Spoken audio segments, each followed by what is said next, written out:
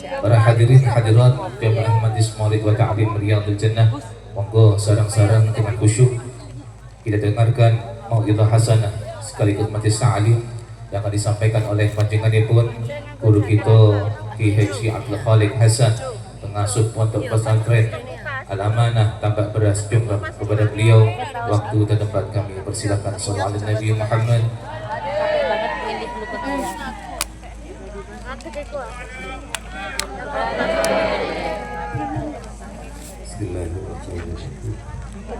Assalamualaikum warahmatullahi wabarakatuh. Moga sareng-sareng Bismillahirrahmanirrahim. Subhanakallahumma Rabbana la ilma lana illa ma 'allamtana innaka antal alimul hakim wa tub 'alaina innaka antat tawwabur rahim wa taqabbal minna innaka antas samiul alim wa 'allimna min ladunka ilman nafi'a ya dzal jalali wal ikram. Allahumma iftah lana hikmataka wanshur 'alaina rahmataka ya dzal jalali wal ikram. Rabbi shrah li sadri wa yassir li amri wahlul 'uqdatam min lisani yafqahu qawli birahmatika ya arhamar rahimin. Alhamdulillah wassalatu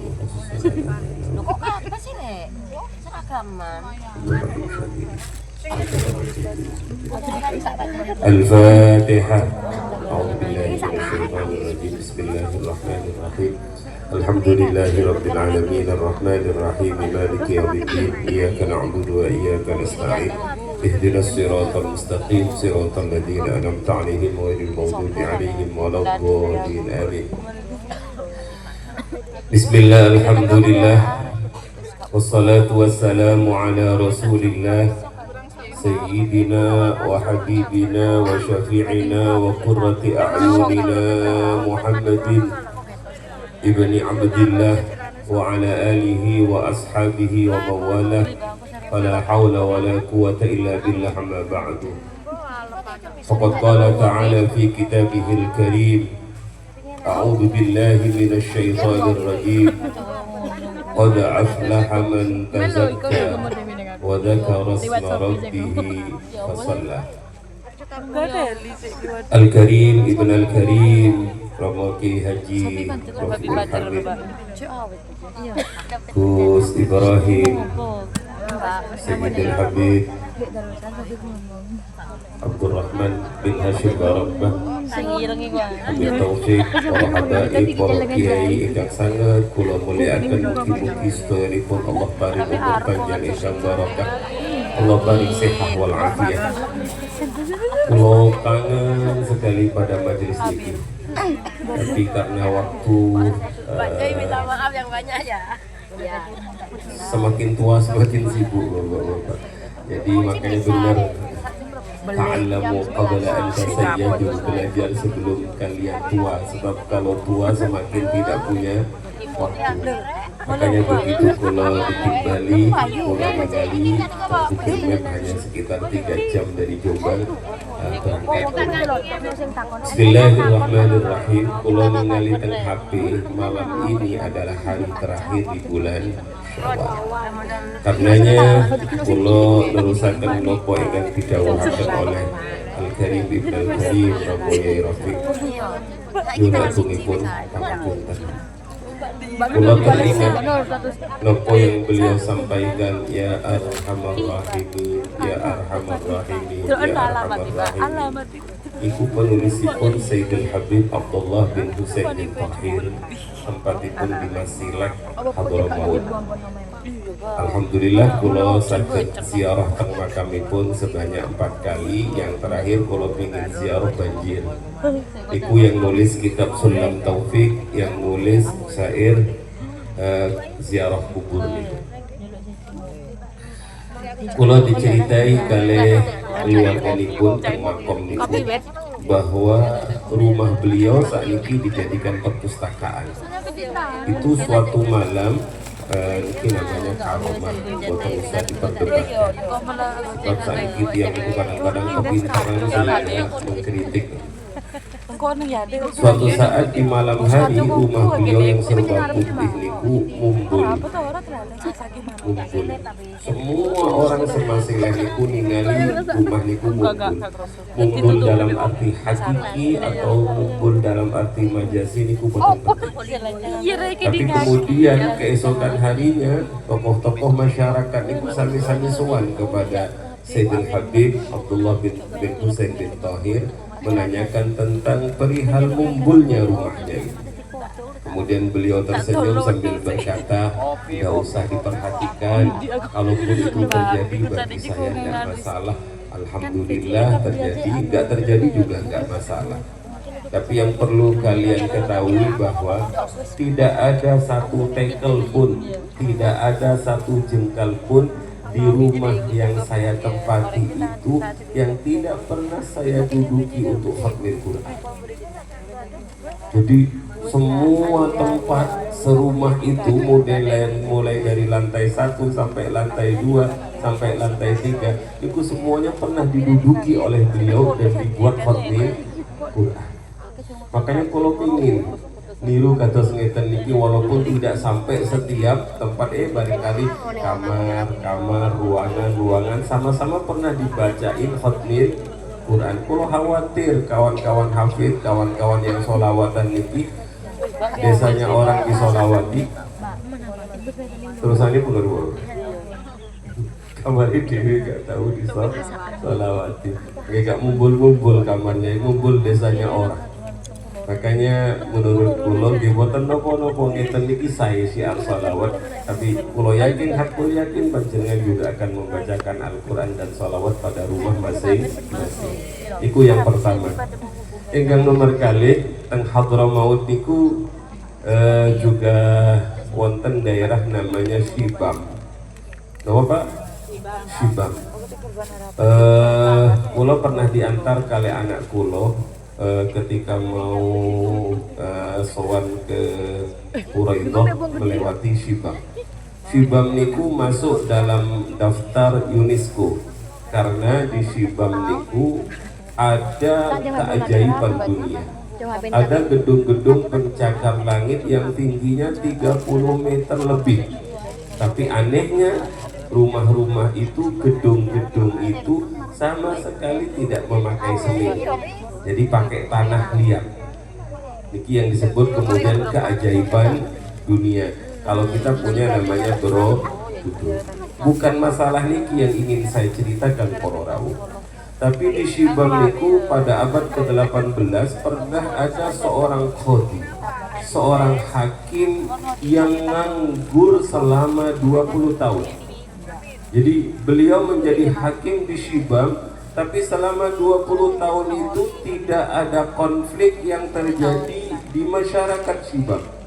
Tidak ada masyarakat yang datang ke pengadilan untuk mengadukan saudaranya, mengadukan tetangganya karena haknya diambil, tidak ada. Maka kata beliau, ini nganggur jadi hakim di Shibam. Suatu saat beliau keluar jalan-jalan nemui para tokoh, Pak, berarti tanglet, nggih wonten napa Pak Hakim? Selama 20 tahun kula menjadi hakim belum pernah ada konflik yang dibawa ke pengadilan. Memangnya di sini nggak ada konflik nopo bapak-bapak, nggak ada tukaran nopo bapak-bapak. Hakim, sebenarnya kami tidak butuh pada jenengan. Katanya masyarakat, Hakim, Pak Hakim, sebenarnya kami tidak butuh pada panjenengan. Loh, kenapa nggak butuh saya? Karena di kota kami, di daerah kami, di desa kami sini, semuanya pakai konsep wajaza'u sayyi'atin sayyi'atun mithluha faman 'afa wa aslaha fa ajruhu 'ala Allah. Siapa bilang di sini nggak ada masalah? Ada masalah. Tapi kami pakai konsep faman 'afa wa aslaha fa ajruhu 'ala Allah. Barang siapa memaafkan kawannya, memaafkan saudaranya, lalu dia malah berbuat baik terhadap orang yang bersalah kepadanya, fa'ajruhu 'ala Allah, maka Allah pasti akan memberikan pahala yang besar. Dan kami di sini semua mempraktekkan ayat ini. Andai ada saudara kami yang melanggar hak kami, maka yang kami lakukan satu, afa, yang kedua wa aslaha. Niku masyarakat Syibah. Jadi 20 tahun niku loh bapak-bapak nggak ada palu, ketoan palu. Pulau pernah praktikum, terus beliaunya KKN gitu. KKN itu di daerah Kediri, di Pengadilan Agama Kediri. Hampir setiap 5 menit niku ketok palu, putusan, dan masih banyak pengaduan yang tumpuan belum diselesaikan karena saking banyaknya kasus. Kalau di sana ada kasus tapi pakai konsep faman afa wa aslaha fa ajruhu 'ala Allah. Maka mohon maaf apabila selama ini ada kesalahan, mohon maaf apabila selama ini ada kekurangan, ada kehilafan. Dan yang terbaik bapak-bapak ibu-ibu, setelah kula minta maaf kepada panjenengan, jenengan ngasih kula jajan. Itu namanya wa'as. Dan ini dipraktekkan oleh para kiai-kiai terdahulu. Tidak perlu zaman Rasulullah, tidak perlu zaman Qadi Syibah. Abah kula Mbah Yai Jamal niku ngajari kula. Suatu saat ada seorang yang agak usil kepada Abah. Dia memprovokasi orang-orang untuk membenci Abah. Dalam arti dia menfitnah Abah Jamal dengan macam-macam. Waktu niku kula matur teng Abah kula, Bah, nyuwun izin kula parani tiyang niku. Katanya Abah, wah meturoy. Enggak usah katanya Abah. Nanti kan mari-mari sendiri. Bapak-bapak, ibu-ibu, apa yang terjadi ketika Syawal? Orang itu adalah orang yang pertama kali Abah sowan. Dan orang yang pertama kali Abah sungkemi. Luar biasa. Kalau kalian panjenengan, misalnya rumah Niki bersalah pada kita, ada ciciran 4 rumah. Kira-kira di Paranis Doyo apa Niki dilakai? Bisa. Maklum pagelaran. Sani Syibah. Hadirin yang dirahmati Allah, ini yang pertama. Yang kedua yang ingin kula sampaikan, monggo saling meminta maaf. Masih ada sisa-sisa bulan Syawal.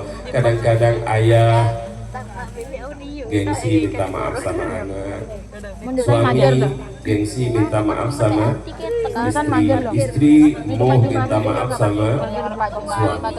Para rawuh ingkang sanget kula muliakan, tidak ada orang yang sesempurna Rasulullah, tapi Rasulullah tetap meminta maaf kepada istrinya, mengajari kita meminta maaf kepada orang lain. Para hadirin yang sangat kula muliakan niku yang pertama. Yang kedua, kula tertarik pada sambutan tadi. Bismillahirrahmanirrahim. Dalam kitab Al-Hikam niku bapak-bapak, ibu-ibu, wonten hikmah yang luar biasa panjang dan bagusnya. Hikmahnya niku berbicara tentang nikmat. Kula ringkas mawon kersani cepet. Nikmatipun Allah niku yang harus kita syukuri wonten kali. Ada naimul jasad, nikmatnya badan. Yang kedua naimul qulub, nikmatnya hati. Dan nikmatnya hati niku asyaddu wa aqwa, lebih kuat, lebih banget dibandingkan nikmat badan. Para rawuh ingkang sanget kula muliakan niku naimul qulub. Lah naimul qulub niku sekalipun nikmat hati niku macam-macam. Kalau nikmat dohir yang kita tahu, nikmat dohir niku masalah makanan enak, minuman enak, baju bagus, apa malik, kendaraan cepat dan lain sebagainya, itu namanya nikmat badan. Tapi yang dibicarakan oleh kitab Al-Hikam itu bukan nikmat badan, tapi nikmat batin. Nikmat batin itu wa in tanawwa'at mawahiruha, sekalipun bentuknya bermacam-macam, tapi nikmat yang paling tinggi dalam kitab Al-Hikam itu adalah syuhudul mahbub. Yang kedua iqtirabul mahbub. Yang ketiga ridhahul mahbub. Napa niku maksudipun? Nikmat yang tertinggi Di antara nikmat-nikmat hati niku adalah ketika hati ini sakit nyawang Allah. Ketika hati ini sakit nyawang Rasulullah. Bapak-bapak, ibu-ibu, nyawang Allah di dunia ini pasti bukan dengan mata zahir, tapi dengan mata batin. Bagaimana agar mata batin ini bisa nyawang Allah? Mata ini harus sehat. Mata ini harus bersih dari segala macam penyakit. Makanya para rawuh yang sangat kula muliakan, yang pertama niku syuhudul mahbub. Yang kedua, iqtirabul mahbub, dekat dengan yang dicintai, yakni Allah. Atas panjenengan ngeten iki menemukan kenikmatan yang luar biasa. Karena panjenengan ketika membaca sholawat merasa dekat dengan Rasulullah. Dan yang ketiga adalah ridhahul mahbub, ridhonya zat yang kita cintai. Para rawuh ingkang sangat kula muliakan, jenengan pernah pireng lagu-lagu niku. Napa niku? Ketika napa nggih? Ketika kita merasa damai saat kita berada di dekat yang kita cintai. Pernah mengalami nopo? Pernah jenengan mengalami merasa tenang, merasa damai ketika dekat dengan orang yang dicintai? Itulah perasaan damai. Karenanya ada seorang laki-laki yang suatu saat di syarahnya kitab Al-Hikam niku dihukum cambuk sebanyak 100 kali. Begitu dihukum cambuk selama 100 kali niku 99 cambukan niku bapak-bapak, ibu-ibu, dia tidak menjerit sama sekali. Dicambui keras dia tersenyum, dicambui keras dia tersenyum. 99 dia tersenyum. Tapi begitu yang terakhir dia dicambuk, dia menjerit sejadi-jadinya. Al-Gojo kemudian bertanya, wahai pemuda, saya cambuk kamu 99, kamu tidak menjerit. Tapi saya cambuk kamu 1 kali, kamu menjerit sejadi-jadinya. Kemudian pemuda itu berkata, wahai Al-Gojo yang kuat, 99 kali kamu mencambuk saya tidak terasa sakit karena di depan saya ada kekasih saya yang tersenyum pada saya. Jangan percaya serobotan itu bahwa senyuman kekasih itu menjadikan sakit terasa hilang. Percaya serobotan? Arti betul percaya ketika ini.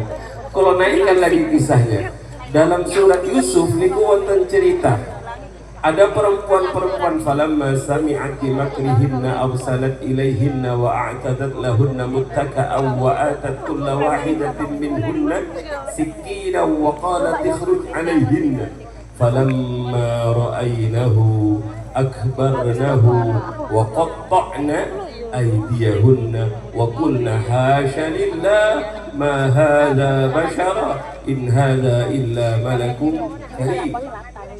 Perempuan-perempuan di Mesir itu yang asalnya sama-sama mengatakan Zulaikha itu adalah orang yang luar biasa jahatnya, ditimbali oleh Zulaikha, diundang oleh Zulaikha. Begitu perempuan-perempuan Mesir itu sampai di tempat yang sudah disediakan, semuanya diparingi apel, diparingi pisau.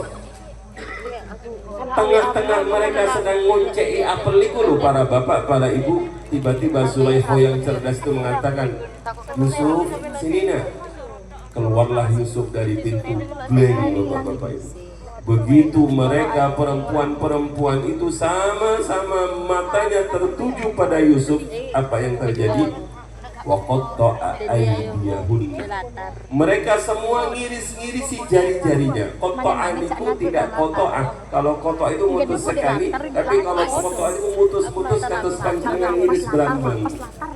Waqatta'a aydiyahunna, mereka mengiris-ngiris tangannya, jatuh tek jarinya sampai habis niku enggak terasa sakit. Keng nopo? Karena nyawang Nabi Yusuf. Inilah yang dalam dunia tasawuf disebut fana al-fana. Kalau fananya kepada manusia salah, tapi kalau fananya pada Rasulullah, pada Allah, itulah yang kita harapkan. Makanya yang paling tinggi nikmat di dunia itu adalah ketika hati mampu nyawang Allah Subhanahu wa ta'ala. Dan bagaimana hati ini bisa nyawang Allah? Ya caranya hati ini harus diterangi, dibersihkan dari segala macam penyakit yang akan menjadi hijab memandang Allah. Yang kedua bapak-bapak, ibu-ibu, siksaan hati niku macam-macam. Tapi yang paling tinggi dari siksaan hati itu adalah ketika terhijab dari yang dicintai. Yang kedua, ketika jauh dari yang dicintai. Dan yang ketika yang dicintai ini muring-muring kepada kita. Dan makanya ini bapak-bapak, ibu-ibu, mudah-mudahan pertemuan demi pertemuan yang kita lakukan ini menjadikan kita semakin dekat dengan Rasulullah, semakin dekat dengan Allah Subhanahu wa Ta'ala. Itu yang ketiga. Yang keempat, para rawuh, kita bersyukur juga karena sampai malam hari ini kita masih diberi nafas.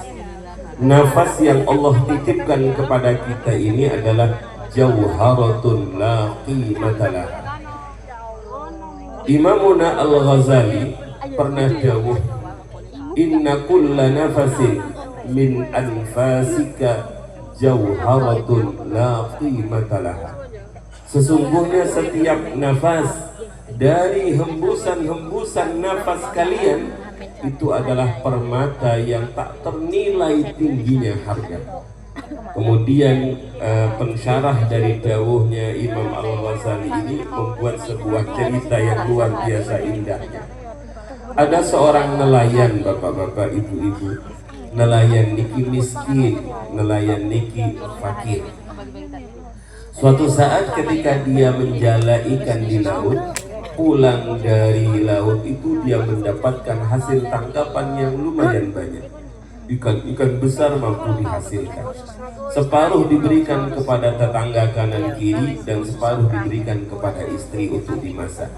Saat sang istri itu sedang, bahasa Jombangnya niku mbeteti, bahasa Malangnya apa gitu, membedah, mengoperasi.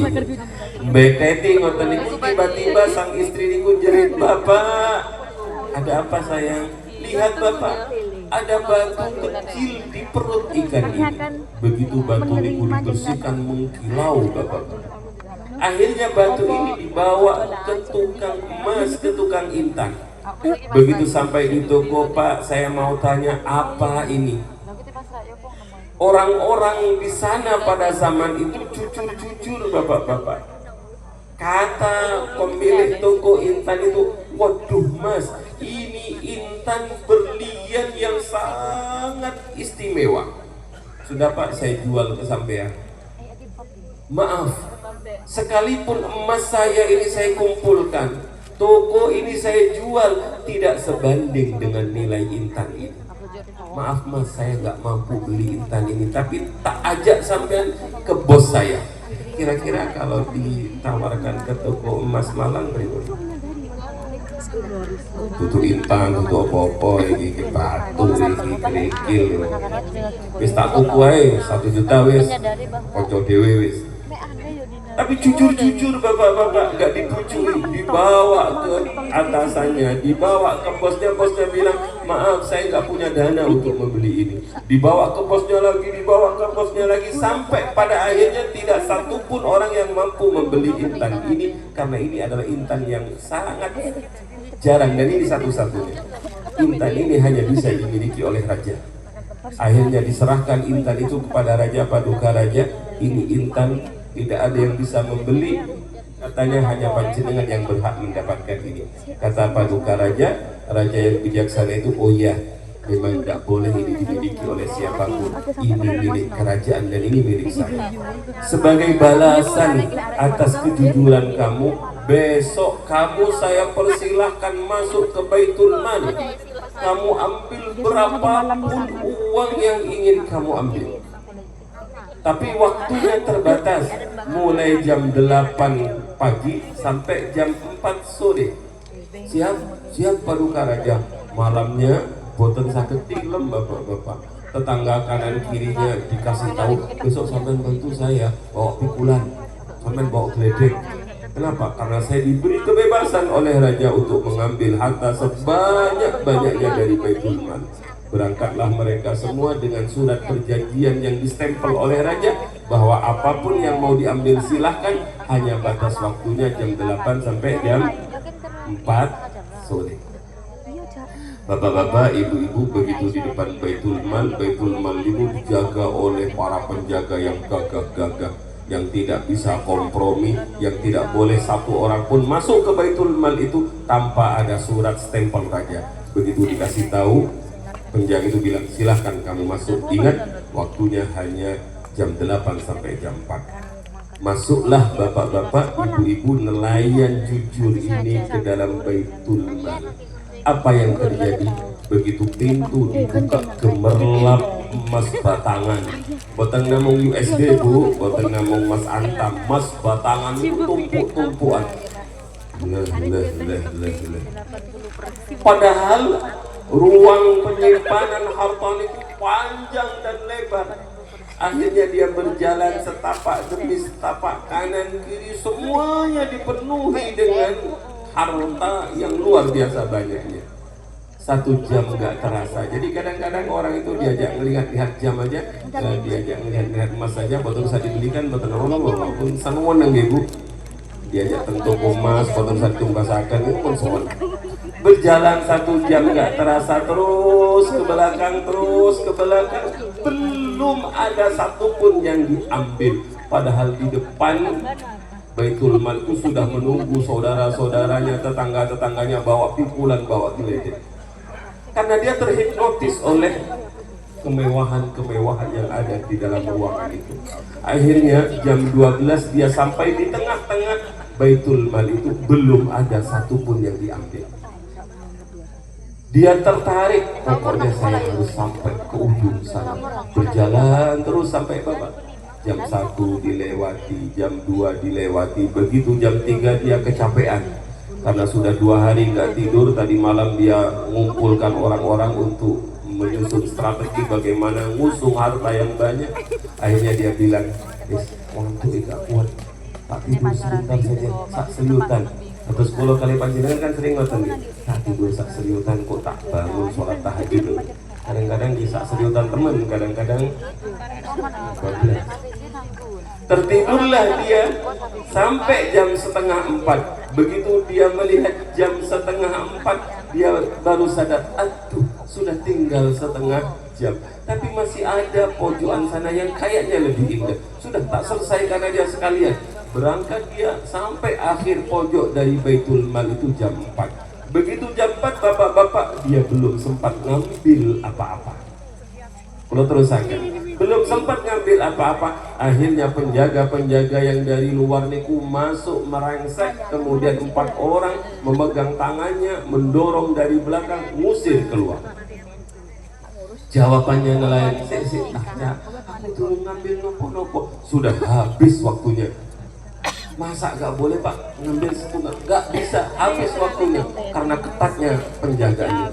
Akhirnya dalam hatinya ya sudah, kalau penjaga gak bisa ditoleransi, saya tak sowan kepada Paduka Raja. Bapak-bapak, ibu-ibu, akhirnya dia pergi ke Paduka Raja mengatakan, wahai Paduka Raja, mohon maaf, saya terhipnotis, saya terkesima dengan harta yang panjenengan simpan. Sampai-sampai kulo dereng sempat mendet, wahai Paduka Raja, waktunya telah habis. Anda yang bijaksana, Anda yang pemurah, Anda yang paham tentang kondisi saya, tolong beri tambahan waktu saya barang setengah jam ataupun 1 jam Paduka Raja, biar saya bisa mengambil apa yang ingin saya ambil. Jawabanipun Paduka Raja, idza jaa ajaluhum la yastakhiruna sa'atan wa la yastaqdimun. Maaf, saya sebenarnya ingin juga ngasih, tapi ajal perjanjian kita harus kita tepati. Sampai jam 4 sudah tidak boleh lebih sedikit pun, tidak boleh maju sedikit pun.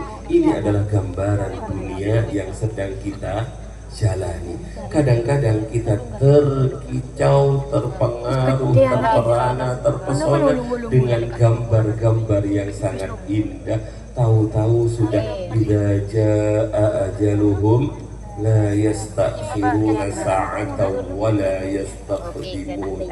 Maka para ahli tasawuf mengibaratkan bahwa jauhara mutiara itu yang paling indah dalam diri kita semuanya adalah nafas kita.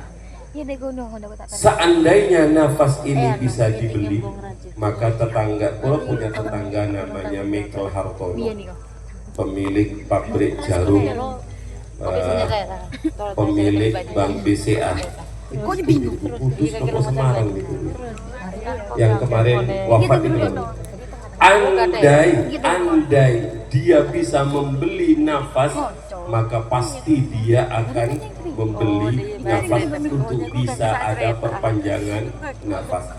Idza jaa ajaluhum la yastakhiruna sa'atan wa la yastaqdimun. Maka nafas kita ini adalah yang paling berharga, yang tidak bisa dinilai dengan apapun. Bahasanya Abi Hamid Muhammad bin Muhammad Al-Ghazali, jauharatun la qimata laha. Dia adalah mutiara yang tidak ternilai harganya. Para rawuh ingkang sangat kula muliakan, karenanya dalam kitab Al-Hikam niku wonten hikmah yang sangat bagus. Hikmahnya ngeten. Rubba umrin ittasa'at amaduhu wa qallat amdaduhu wa rubba umrin qalilatun amaduhu ittasa'at amdaduhu. Iki dibolak-balik. Rubba umrin, pirang-pirang umur, ittasa'at amaduhu, yang masanya panjang, umurnya panjang, tapi qalilatun amdaduhu atau qallat amdaduhu, tapi madat, manfaat, maslahat, keberkahan dari umur itu sangat sedikit. Umurnya panjang tapi amalnya sedikit. Manfaat yang diambil dari umur itu sedikit. Tapi ada juga yang kata Ibnu Athaillah, warubba umrin, pirang-pirang orang yang diberi umur oleh Allah, qalilatun atau qallat amaduhu, tidak banyak umurnya, paling ya 60, 65, 63, 70, paling pol 80. Itu dianggap qallat, pendek dibandingkan umur-umur umat terdahulu. Tapi kasurat amdaduhu, dia mampu memanfaatkan umur yang sedikit itu dengan meraih sebanyak-banyaknya madad dari Allah Subhanahu wa ta'ala. Kiki nopo? Karena orang ini punya ilmu. Karena orang ini punya ilmu, dia mampu memanfaatkan waktu-waktu terbaik. Kemarin Ramadan dia maksimalkan. Di situ ada pelipatan pahala. Pada Lailatul Qadar dia cari mulai malam pertama sampai malam terakhir, karena di situ ada pelipatan pahala. Ada kumpul dengan orang-orang saleh seperti ini, ada kumpul dengan orang-orang hebat seperti ini, ada kumpul dengan ulama-ulama habaib seperti ini. Dia datang karena dia tahu bahwa dia bisa mendapatkan madad yang banyak di majelis seperti itu. Maka orang-orang yang seperti ini, dia mampu memaksimalkan umurnya dengan meraih sebanyak-banyaknya bekal menuju Allah Subhanahu wa ta'ala. Tapi ada juga orang yang panjang umurnya tapi catatan kebaikannya sedikit. Naudzubillah wal iyadu billah. Kalau tutup bapak-bapak, ibu-ibu, ada satu kejadian. Ada rajulun ila Rasulillah. Datang seorang laki-laki kepada baginda Rasul. Laki-laki ini sahabat, kemudian dia bertanya, ya Rasulullah, ayyun nasi khairun? Manusia yang seperti apa ya Rasul yang paling bagus? Jadi sahabat itu kalau bertanya kepada Rasulullah, pertanyaannya bukan pertanyaan remeh. Dia bertanya manusia yang seperti apa yang terbaik ya Rasul, karena dia ingin menjadi yang terbaik. Ayyun nasi khairun ya Rasulullah, manusia yang seperti apa yang paling bagus ya Rasul? Tersenyum Rasulullah, kemudian beliau menjawab, orang yang paling bagus itu adalah man tala umruhu wa hasuna amaluhu, orang yang umurnya diberi panjang oleh Allah dan amalnya bagus. Mudah-mudahan kita termasuk niki, amin. Amin. Diparing umur panjang para habaib ingkang sampun sepuh, para kiai ingkang sampun sepuh, mugi-mugi terus pinaringan sehat karena kita butuh doa-doa beliau. Itu yang pertama, khairun nas. Kemudian laki-laki ini takut kalau dirinya menjadi orang yang jelek, maka dia bertanya lagi, wa ayyun nasi syarrun ya Rasulullah, manusia yang paling jelek itu sinten ya Rasul? Rasul tidak mengatakan orang yang paling jelek itu bukan orang yang tidak beriman, betul. Tapi Rasulullah mengatakan, man tala umruhu wa sa'a amaluhu.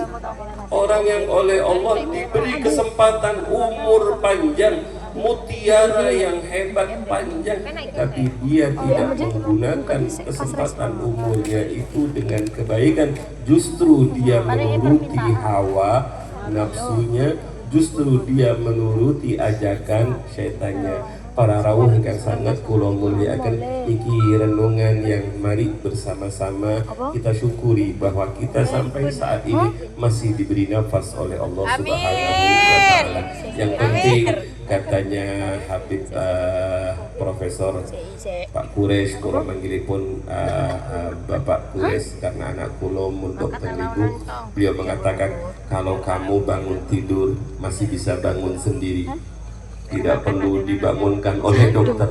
Ketika kamu masih bisa makan sendiri tanpa harus pakai infus, itu berarti kamu masih mendapatkan anugerah yang sangat tinggi dari Allah Subhanahu wa taala.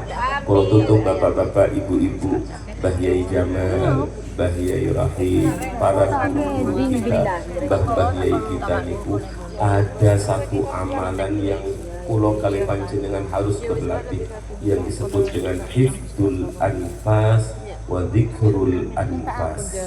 Napa niku hifdzul anfas? Menjaga keluar masuknya nafas. Zikrul anfas, zikir keluar masuknya nafas. Keluar Allah, ngirup Allah, keluar Allah, ngirup Allah. Dan itu adalah zikirnya orang-orang zaman dahulu. Dan zikir-zikir seperti ini loh bapak-bapak yang menjadikan anak-anak dan cucu-cucunya menjadi orang-orang yang hebat.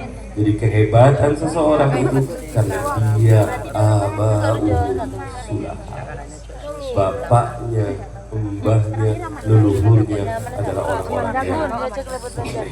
Makanya apa yang harus kita sombongkan dalam kehidupan ini tidak ada, kecuali hanya bersyukur bahwa kita memiliki leluhur yang ahli salawat, leluhur yang ahli Al-Quran, leluhur yang ahli zikir, dan mudah-mudahan kita bisa meneruskan apa yang beliau lampai. Karena Mbah Yai Abdullah Sahal cicitipun Syekhona Khalil, ketika Mbah Kulo dihauli oleh Abah Kaulo, beliau bertanya, Haji Hasan, dalam Kiai, apa amalnya Yai Misbah?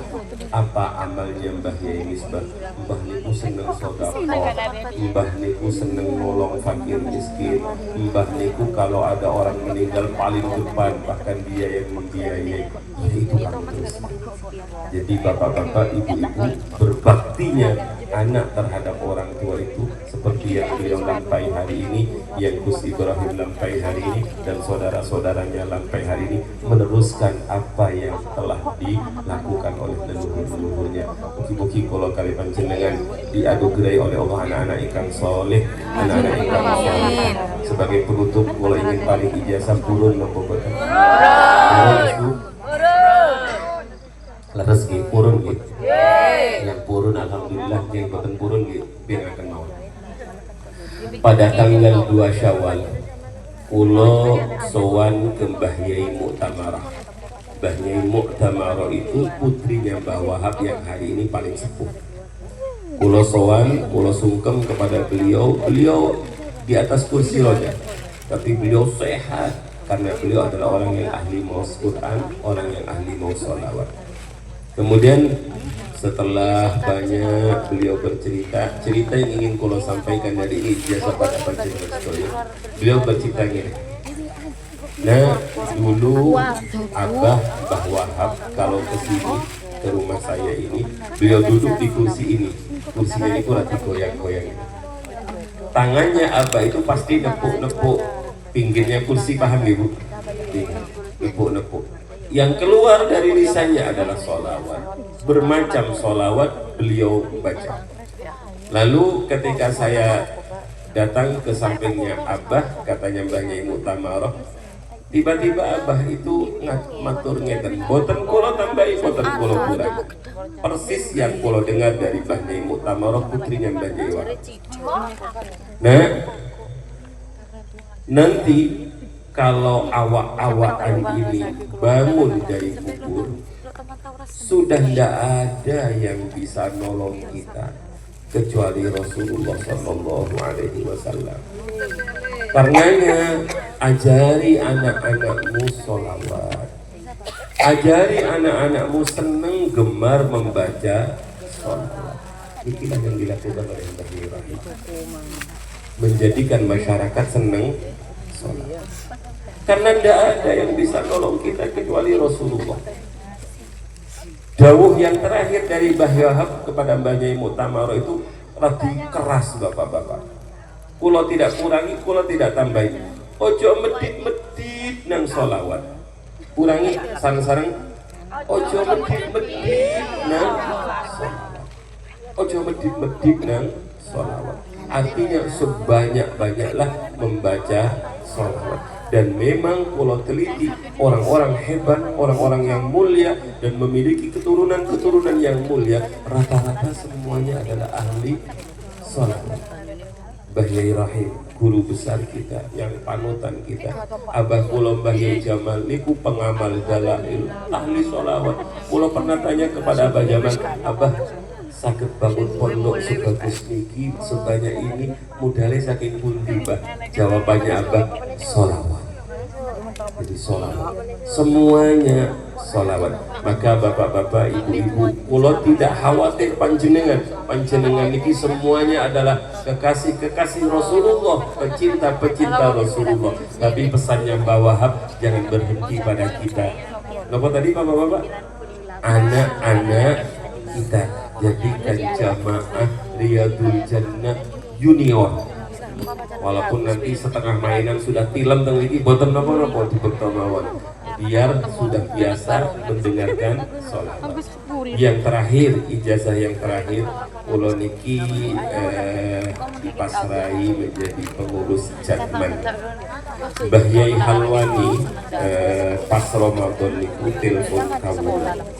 Beliau titip amalan ketika melihat dunia ini tidak baik-baik saja, sebagaimana yang disampaikan oleh Sayyidil Habib Taufik tadi. Selat Hormuz, jangan paham Selat Hormuz niku Kalimalang niku. Selat Hormuz sudah begitu, Mbah Yai dawuh ngeten, dunia sedang tidak baik-baik saja, dan itu bisa merembet kemana. Karenanya poro rawuh dawuhipun Mbah Yai Halwani, ajak jamaah untuk wiridan hasbunallah wa ni'mal wakil, ni'mal maula wa ni'man nasir. Pingnya niki bapak-bapak 119. Berat nopo enteng? Enteng bapak-bapak. 100 pinten? Kalau lebih pripun Gus? Pun boten usah dilebihi, boten usah dikurangi pun 119. Hasbunallah wa ni'mal wakil, ni'mal maula wa ni'man nasir. Bisa kontan, bisa dicicil. Bisa kontan, bisa dicicil. Keng nopo? Karena hasbunallah wa ni'mal wakil, ni'mal maula wa ni'man nasir niki gamannya, kata beliau, gamannya Nabi Ibrahim. Ketika Nabi Ibrahim menghadapi Namrud. Namrud hari ini namanya Trump. Namrud hari ini namanya sinten niku yang Israel niku nyahu tahu-tahu niku. Niku Namrudnya hari ini. Maka kita di sini hanya berdoa mudah-mudahan saudara kita dilindungi oleh Allah Subhanahu wa taala, negara kita dilindungi oleh Allah Subhanahu wa taala. Caranya baca sholawat, hadiahkan untuk negara kita. Baca hasbunallah wa ni'mal wakil, kita hadiahkan juga untuk negeri kita. Bapak-bapak, ibu-ibu, kalau tutup, ketika Nabiullah Ibrahim dilempar ke kobaran api, Nabi Ibrahim didatangi oleh malaikat Jibril sambil berkata, menawarkan diri, alakah hajatun? Wahai Ibrahim, apakah kamu butuh saya bantu? Ini jenengan pripun bapak? Oh nggih, Nabi Ibrahim niku amma ilaika fala wa amma ila Allah fabala. Begini Nabi Ibrahim tauhidnya luar biasa. Kalau butuh padamu, mohon maaf, enggak butuh, wahai malaikat Jibril, enggak butuh. Tapi kalau butuh pada Allah, iya saya butuh. Makanya beliau terus membaca hasbunallah wa ni'mal wakil, ni'mal maula wa ni'man nasir. Sehingga ketika beliau berada di tengah-tengah kobaran api yang sedang membara niku, Allah dawuh kul ya narukuni bardan wa salaman ala Ibrahim. Besok buktikan bapak-bapak hasbunallah wa ni'mal wakil, kemudian jenengan masukkan ke kompor. Nyonya jenengan belum yakin, jadi yakin insya Allah boten pun bapak-bapak niki yang sakit dan sampai akan mugi-mugi sesarengan kali hidayah pun Allah Subhanahu wa taala. Estu jenengan niki orang-orang yang dekat dengan Rasulullah. Kulo namun ngemis doa mugi-mugi kulo yang kesana kemari sering menyampaikan nasihat, jenengan doakan mugi-mugi kulo saged ngelampaui nopo yang kulo sampaikan. Yang paling menakutkan bagi seorang mubalik itu adalah hanya bisa menyampaikan tapi tidak bisa mengamalkan. Tolong nih bapak-bapak, ibu-ibu, kulo nyuwun Fatihah sekali saja mugi-mugi kulo saged mengamalkan nopo yang kulo sampaikan. Al-Fatihah.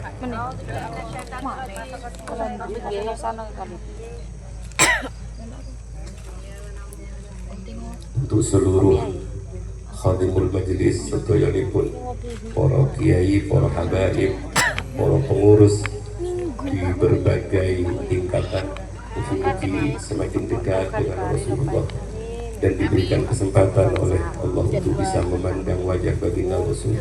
Amin. Dalam mimpi, dan pada akhirnya diberikan kesempatan oleh Allah untuk bisa memandang Allah kelak di hari kiamat. Wujuhun yawmaidin nadhirah ila rabbiha nadhirah. Al-Fatihah.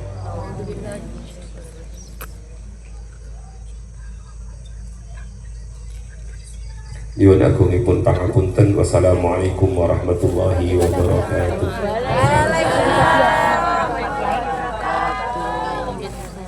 Alhamdulillahirabbil alamin. Jazakumullah ahsanal jazaa. Kami ucapkan terima kasih matur nuwun dumateng guru kita Ki Haji Abdul Khalid Hasan, pengasuh pondok pesantren Al-Amanah Tambak Beras Jombang, Lindung sekaligus penasihat Riyadul Jannah Pisan, dan sampun maringi mau'izah hasanah sekaligus majelis ta'lim kepada kita semuanya. Masya Allah, ilmu-ilmu, pesan-pesan, nasihat-nasihat yang beliau sampaikan mudah-mudahan menambah semangat kita untuk cinta kepada Rasulullah SAW, dan mudah-mudahan guru kita Ki Haji Abdul Khalid Allah berikan